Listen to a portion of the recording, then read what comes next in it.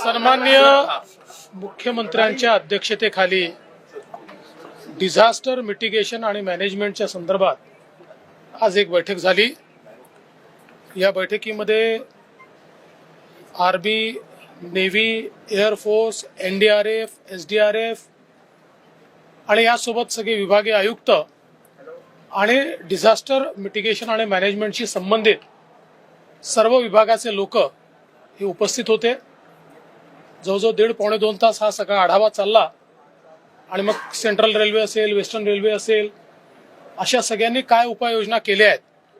साधारणपणे मुंबईचा विचार केला तर ट्रेन बंद पडू नये अशा प्रकारे काय उपाययोजना केल्या आहेत। आपल्या कोकणाचा विचार केला तर लँडस्लाइडच्या संदर्भात काही योजना त्या ठिकाणी आयडेंटिफाय करून, कारण आता आपल्याकडे लँडस्लाइडच्या संदर्भातले स्पॉट्स हे जुने होते, जुने आयडेंटिफाईड स्पॉट होते। आता नवीन स्पॉट आयडेंटिफाय केले पाहिजे असं लक्षात आलं, कारण मागच्या काळात ज्या 2-3 ठिकाणी झाल्या लँडस्लाइड्स ते आपल्या यादीतच नव्हते। तर अशा अनेक विषयांवर त्या ठिकाणी चर्चा झाल्या, सगळ्याच विभागातले प्रिपेअर्डनेसच्या संदर्भातली चर्चा झाली आणि मला असं वाटतं की मुख्यमंत्र्यांनी त्या संदर्भातल्या सगळ्या सूचना दिल्या आहेत आणि आमचा प्रयत्न असेल की डिझास्टर तर टाळता येणं शक्य होत नाही। अनेक वेळा पाऊस किती पडेल आपल्या हातात नसतं किंवा एखादा डिझास्टर होतं, एखादा ऍक्सिडेंट होतो, पण त्याला रिस्पॉन्स फास्ट मिळाला पाहिजे हा प्रयत्न त्या ठिकाणी केलाय। दुसरं असं आहे की मुंबईमध्ये विशेषतः बिल्डिंग्स पडण्याच्या घटना मोठ्या प्रमाणात होतात आणि महापालिका नोटीस देऊन त्यानंतर पुढची कारवाई करत नाही। त्यामुळे आयुक्तांना अशा सूचना देण्यात आल्या आहेत की एकतर जिथे बिल्डिंग पडेल त्या ठिकाणी जर नोटीस दिलेली नसेल तर त्या वॉर्ड ऑफिसरवर कारवाई केली पाहिजे।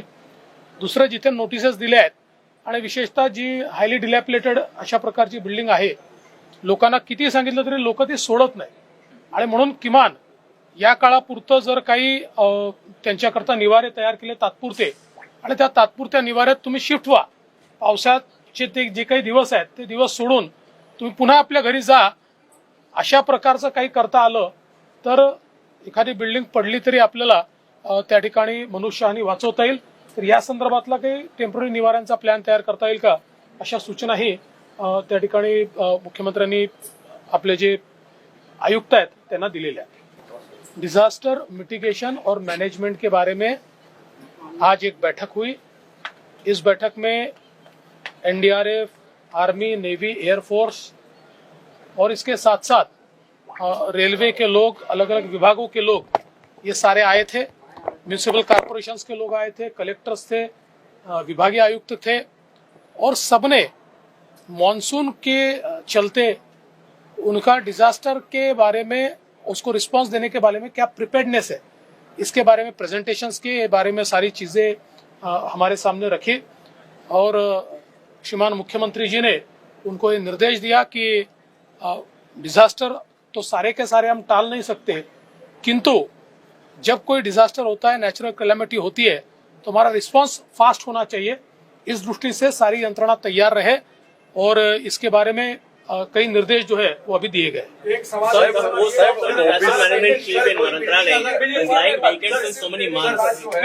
अभी एडिशनल चार्ज यहाँ पर एक बहुत सीनियर सेक्रेटरी को दिया हुआ है, लेकिन आपकी बात सही है, उसके ऊपर कार्रवाई होगी। बिल्डिंग गिरने को लेकर क्या कार्रवाई की जाएगी आपने कहा? देखिए, ऐसा है कि एक तो आयुक्त को ये कहा गया है कि आप अपने जो वार्ड ऑफिसर है उनको ये कहिए कि कोई बिल्डिंग गिरती है और उसको अगर आपका डायलैपिलेटेड का नोटिस नहीं है तो सीधे आपके ऊपर कार्रवाई होगी।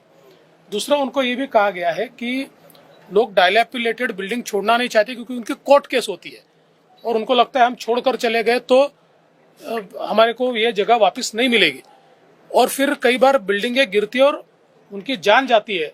इसलिए हमने जो हमारे कमिश्नर है उनको ये कहा है कि आप कुछ टेम्पररी इस प्रकार की हाउसिंग की व्यवस्था कीजिए, उनको अकोमोडेशन की व्यवस्था कीजिए और विशेष रूप से ऐसे दिन जब बहुत ज्यादा बारिश होने वाली है जिसका फोरकास्ट हुआ है, उनको ये कहा जाए कि कम से कम ये 2-3 दिन आप उस जगह रहे, जो रिलीफ कैंप है वहां रहे, उनकी खाने पीने की व्यवस्था वहां कीजिए, तो कम से कम अगर कोई दुर्घटना होती है तो उसमें जान लोगों की बच पाएगी।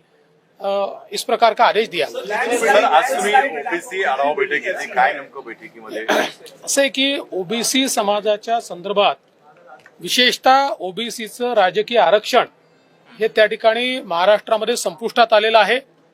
सर्वोच्च न्यायालयाने वारंवार एम्पिरिकल डेटा सादर करा म्हणून सांगितलं आहे आणि म्हणून आज मी स्वतः त्या संदर्भातली आढावा बैठक घेतली आणि पुढच्या तारखेच्या आत आपला रिपोर्ट आला पाहिजे, तो योग्य रिपोर्ट आला पाहिजे, तो सबमिट झाला पाहिजे आणि कोर्टात तो ऍक्सेप्टही झाला पाहिजे. या संदर्भात काय काय कारवाई करता येईल याची चर्चा केली आहे. साधारणपणे आतापर्यंत काम कुठपर्यंत झालंय याचा आढावा घेतलाय. मोठ्या प्रमाणात जे काही सर्वेक्षण झालंय ते योग्य पद्धतीनं झालंय की नाही याचा आढावा घेतलाय. मला विश्वास आहे की योग्य वेळेत हे काम आपण पूर्ण करू शकतो. संस्थेच्या निवडणुकीमध्ये अनेक ठिकाणी स्थानिक स्वराज्य संस्थेच्या निवडणुकीत अनेक ठिकाणी ओबीसी आरक्षणाचा विषय जो होता तो गाजला होता आधीच्या सरकारमध्ये. त्या बाबतीत काही विचार आहे का? कारण की मुळात नाही, त्याच्याच संदर्भात मी आज त्याच संदर्भात मी आढावा बैठक घेतली. चला.